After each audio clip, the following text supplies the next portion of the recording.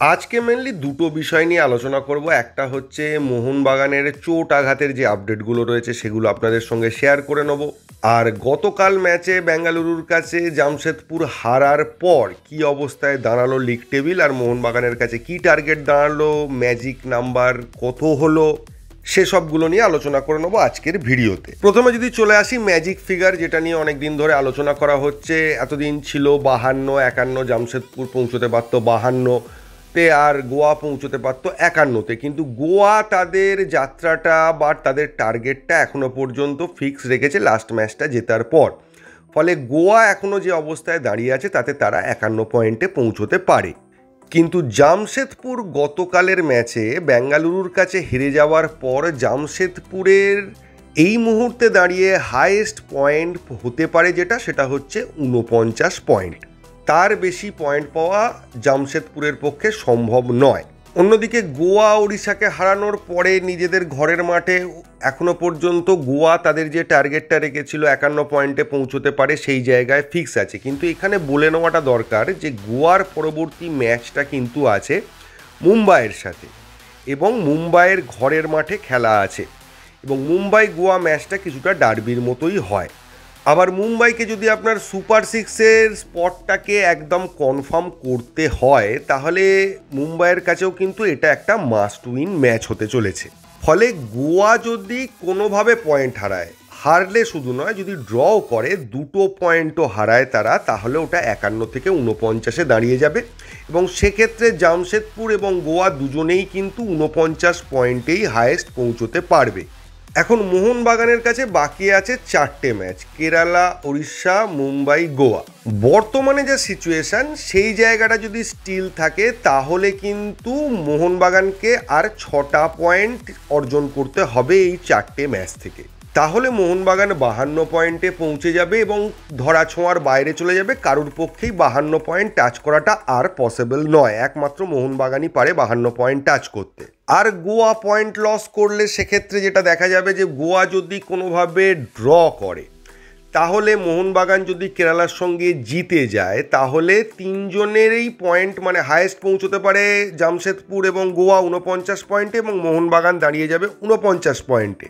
কিন্তু সেখানে league seal decide হবে না, কারণ হচ্ছে গোয়া আর মোহনবাগানের হেড টু হেড যেহেতু একটা ম্যাচ হয়েছে এবং গোয়া সেটা জিতেছে, তো সেক্ষেত্রে বিচার করলে কিন্তু হেড টু হেডে গোয়া এগিয়ে আছে। এখন আইএসএল এর নিয়ম অনুযায়ী হেড টু হেড দেখা হয়। এবছরও আইএসএল এর ওয়েবসাইটে যে নির্দেশটা রয়েছে বা যে ইনফরমেশান রয়েছে তাতে দেখা যাচ্ছে যে হেড টু হেডেই ফাইনাল বিচার করা হবে, এরকম একটা ইনস্ট্রাকশন রয়েছে। আর যদি গোল ডিফারেন্স দেখা হয় তাহলে তো মোহনবাগান 49 পয়েন্ট পেলেই চ্যাম্পিয়ন হয়ে যাবে যদি গোয়া ম্যাচটা ড্র করে। আবার বলছি, আর গোয়া যদি কোনোভাবে ম্যাচটা হেরে যায় আর মোহনবাগান যদি কেরালা ম্যাচটা জিতে যায় তাহলে কেরালা ম্যাচের দিনই মোহনবাগান চ্যাম্পিয়ন হয়ে যাবে, কারণ সেক্ষেত্রে গোয়া আর কোনোভাবেই 49 পয়েন্টে পৌঁছতে পারবে না। জামশেদপুর 49 পয়েন্টে পৌঁছতে পারলেও হেড টু হেডই বলুন, গোল ডিফারেন্স বলুন, সবেতেই মোহনবাগান অনেকটা এগিয়ে আছে জামশেদপুরের থেকে। এবার মজার বিষয় হচ্ছে মোহনবাগান যখন কেরালা ব্লাস্টারের বিরুদ্ধে আগামী শনিবার খেলতে নামবে তার আগে কিন্তু গোয়া মুম্বাই ম্যাচটা হয়ে যাবে। ফলে কেরালা ব্লাস্টার ম্যাচে নামার আগে আমাদের কাছে সিনারিওটা কিছুটা ক্লিয়ার হয়ে যাবে যে গোয়া এখনও পয়েন্টটাকে 51তেই রাখতে পারলো নাকি সেটা 48 বা 49-এ নেমে এলো। তবে কেরালা ব্লাস্টার ম্যাচটা মোহনবাগানের জন্য ভীষণ ইম্পর্টেন্ট হতে চলেছে। যদি মোহনবাগান কেরালা ব্লাস্টার ম্যাচ থেকে 3 পয়েন্ট নিয়ে আসে আর গোয়ার সিনারিও যদি একই থাকে বা চেঞ্জ হয়, যাই হোক না কেন, সেক্ষেত্রে জামশেদপুর কিন্তু লিগ শিল্ডের দৌড় থেকে আউট হয়ে যাবে কেরালা ব্লাস্টার ম্যাচটা জেতার পরেই, কারণ সেক্ষেত্রে মোহনবাগান 49 পয়েন্টে পৌঁছে যাবে, জামশেদপুর সব থেকে বেশি 49 পয়েন্টেই পৌঁছতে পারে, এবং হেড টু হেড বলুন আর সবেতে মোহনবাগান যেহেতু এগিয়ে আছে, তো জামশেদপুরের সঙ্গে মোহনবাগানের কম্প্যারিজন করলে মোহনবাগান চ্যাম্পিয়ন হচ্ছে। তো জামশেদপুর আর লিগ শিল্ডের দৌড়ে থাকবে না যদি কেরালা ব্লাস্টার ম্যাচটা মোহনবাগান জিতে যায়। আর 49 পয়েন্টে মোহনবাগান পৌঁছে গেলে মোটামুটি মোহনবাগান একটা নিশ্চিন্ত জায়গায় আরামসে বসে থাকতে পারবে, পরের ম্যাচগুলো টেনশন ফ্রিভাবে খেলতে পারবে, কোনো চাপ থাকবে না।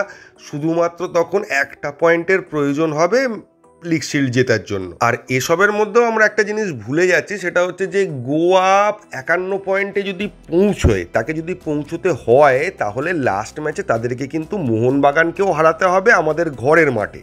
ফলে কেরালা ব্লাস্টার ম্যাচটা যদি মোহনবাগান জেতে তাহলে আইএসএলের চ্যাম্পিয়নশিপ বলুন আর যাই বলুন না কেন, পুরো টুর্নামেন্টের কন্ট্রোলটা চলে আসবে মোহনবাগানের হাতে এবং লিগ শিল্ড হাতে তোলাটা তখন শুধুমাত্র সময়ের অপেক্ষা হয়ে দাঁড়িয়ে যাবে।